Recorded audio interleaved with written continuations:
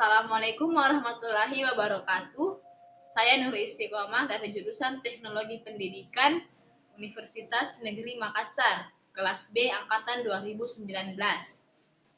Kali ini saya akan membawakan materi tentang sejarah, kedudukan, dan fungsi bahasa Indonesia. Sejarah perkembangan bahasa Indonesia. Yang pertama, sejarah perkembangan bahasa Indonesia pada masa pra-kemerdekaan. Pada dasarnya, bahasa Indonesia berasal dari bahasa Melayu. Pada zaman Sriwijaya, bahasa Melayu dipakai sebagai bahasa penghubung antar suku di Nusantara dan sebagai bahasa yang digunakan dalam perdagangan antara perdagangan dari dalam Nusantara dan dari luar Nusantara. Perkembangan dan pertumbuhan bahasa Melayu tampak lebih jelas dari berbagai peninggalan-peninggalan. Misalnya, Prasasti Talang Tuo di Palembang pada tahun 684 dan Prasasti Kota Kapur di Bangka Barat pada tahun 686. Pada saat itu, bahasa Melayu berfungsi sebagai bahasa kebudayaan, yaitu bahasa buku-buku yang berisi aturan-aturan hidup dan sastra. Berfungsi sebagai bahasa perhubungan atau lingua franca antar suku di Indonesia. Berfungsi sebagai bahasa perdagangan baik bagi suku yang ada di Indonesia maupun pedagang yang berasal dari luar Indonesia. Yang terakhir, berfungsi sebagai bahasa resmi kerajaan. Perkembangan bahasa Melayu di Nusantara mempengaruhi dan mendorong tumbuhnya rasa persaudaraan dan persatuan bangsa Indonesia. Oleh karena itu, para pemuda Indonesia yang tergabung dalam perkumpulan pergerakan secara sadar mengangkat bahasa Melayu menjadi bahasa Indonesia, menjadi bahasa persatuan untuk seluruh bangsa Indonesia. Ada 4 faktor yang menyebabkan bahasa Melayu diangkat menjadi bahasa Indonesia, yaitu bahasa Melayu sudah merupakan lingua franca atau bahasa pergaulan di Indonesia, bahasa perhubungan dan bahasa perdagangan.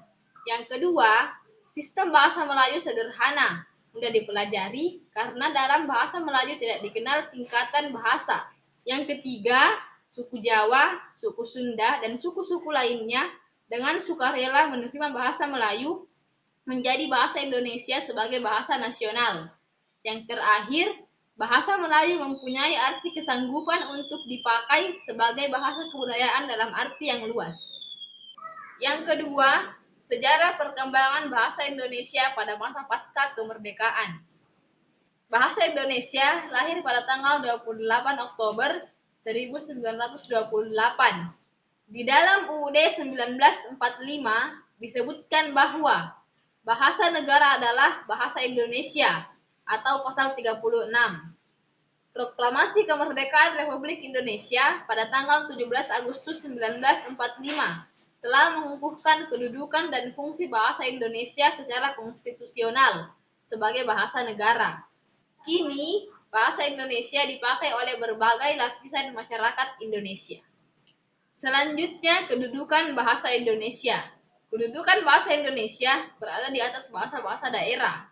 Hasil perumusan seminar politik bahasa nasional yang diselenggarakan di Jakarta pada tanggal 25 sampai 28 Februari 1975 antara lain menegaskan bahwa dalam kedudukannya sebagai bahasa nasional, bahasa Indonesia berfungsi sebagai 1. Sebagai lambang kebanggaan nasional, 2. Sebagai lambang identitas nasional, 3. Sebagai alat pemersatu berbagai masyarakat yang berbeda-beda latar belakang sosial budaya dan bahasanya. Yang keempat, sebagai alat penghubung antar budaya, antar daerah. Selanjutnya, fungsi bahasa Indonesia. Fungsi bahasa Indonesia terbagi menjadi 2, yaitu secara umum dan secara khusus.